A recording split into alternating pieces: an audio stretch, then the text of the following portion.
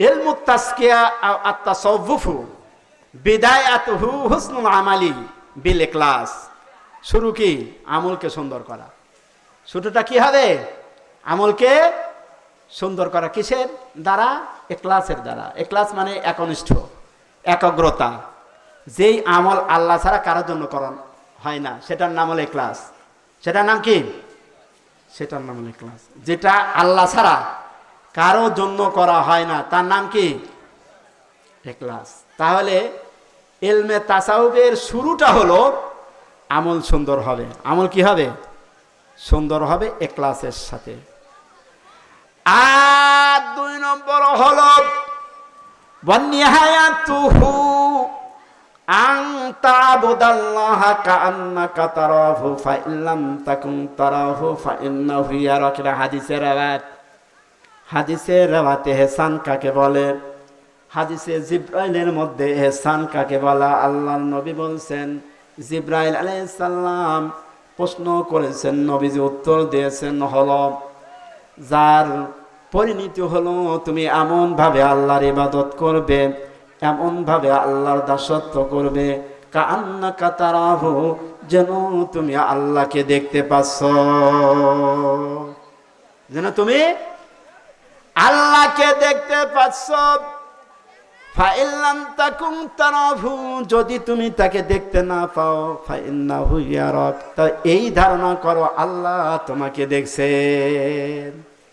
তাহলে প্রথম স্তর হলো আল্লাহকে দেখা। কিন্তু এই চোখ দিয়ে কি দেখা যায়? বলেন, এই চক্ষু দিয়ে কি দেখা যাবে? বন্ধুগণ আমার, ভাইরা আমার, ইসলামের ইতিহাসের মধ্যে আল্লাহর হাবিব 7 আসমান জমিন পেরিয়ে সিদরাতুল মুনতাহা পেরিয়ে আল্লাহর হাবিব আল্লাহর আরশে আযমে উপনীত হয়েছিলেন। রাসূল বলেছেন, রাআইতু রাব্বি আযজা ওয়া জাল্লা, আমি আমার মহান পরাক্রমশালী আল্লাহ তাআলাকে দেখতে পেয়েছি। আমি আল্লাহ তাআলাকে দেখতে পেয়েছি। অর্থাৎ আমাদের নবী সরাসরি এই বাহ্যিক চোখ দিয়ে আল্লাহকে দেখেছেন, যেটা কারো পক্ষে সম্ভব হয় নাই। হয়েছে? আল্লাহর হাবিব যখন ফিরে আসলেন, ইসলামের ইতিহাসের মধ্যে আল্লাহর সাথে আল্লাহর হাবিবের 1 নয় 2 নয় 90,000 কথা হয়েছে। তার ভিতরে 30,000 কথা আল্লাহ পার্সোনাল ভাবে তার হাবিবের সঙ্গে বলেছেন, আর 30,000-এর কথা তার বিশেষ বিশেষ উম্মতের জন্য বলেছেন, আর 30,000 কথা সকলের জন্য আমভাবে বলে দিয়েছেন। এটাই পাওয়া যায়। আল্লাহর হাবিব বললেন, ইয়া আল্লাহ, আপনার সঙ্গে আমার দেখা হলো, কথাবার্তা হলো, কিন্তু আমার উম্মত যদি বলেন যে আমাদের কিভাবে আমরা আল্লাহকে দেখব? আল্লাহর হাবিব বললেন, আসসালাতু মি'রাজুল মুমিনিন, নামাজ হবে মুমিনদের মেরাজ। নামাজ কি হবে? তাহলে মেরাজ হবে নামাজ। তাহলে নামাজের ভিতরে একটা মাকাম বা স্তর আছে।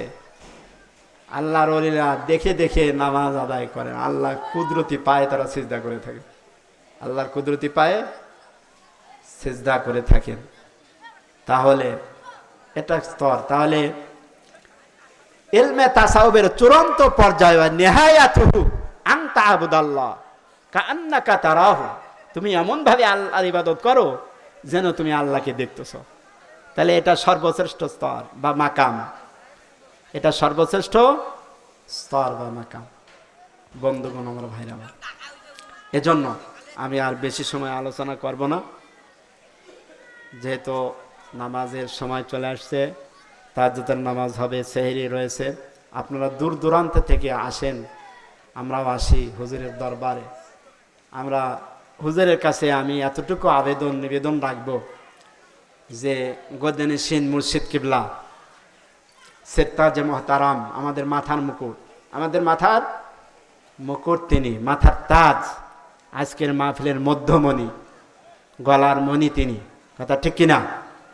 আমরা হুজুরের কাছে আমরা আবেদন রাখব, আপনার মাধ্যমে, আপনার ওসিলা করে, যাতে আমরা এলমে মারেফা, এলমে তাসাউবের আল্লাহ উপযুক্ত এলেম যেন আমাদেরকে দান করেন। সকলের পর আল্লাহুম্মা আমিন। এজন্য সকলে আপনারা নিয়তকে খালেজ করে হুজুরের দরবারে আসবেন। এবং এই যে আমরা দান দাক্ষিণ্যগুলো করি, আমার এই মাহফিলে আমরা কিন্তু অন্য অন্য মাহফিলে যেরকম কালেকশন করি, এখানে কি কালেকশন হয়? করি না।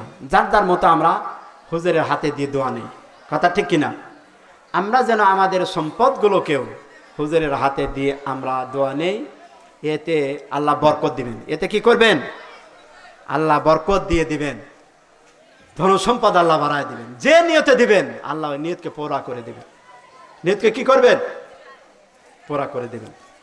এর জন্য আমি আর আলোচনা বাড়াতে চাচ্ছি না। বেশ কিছু নোটপত্র করে নিয়ে আসছিলাম, যেহেতু সময় সংকীর্ণতার কারণে, আর রাত গভীর, মাহে রমাদান, এজন্য আমি আর আলোচনা বাড়াতে চাচ্ছি না। আল্লাহ পাক আমাদেরকে আমল করার তৌফিক দেন। ওমা তাওফিক ইল্লা বিল্লাহ। সকলে আমার জন্য দোয়া করবেন। আসসালামু আলাইকুম ওয়া রাহমাতুল্লাহি ওয়া বারাকাতুহু।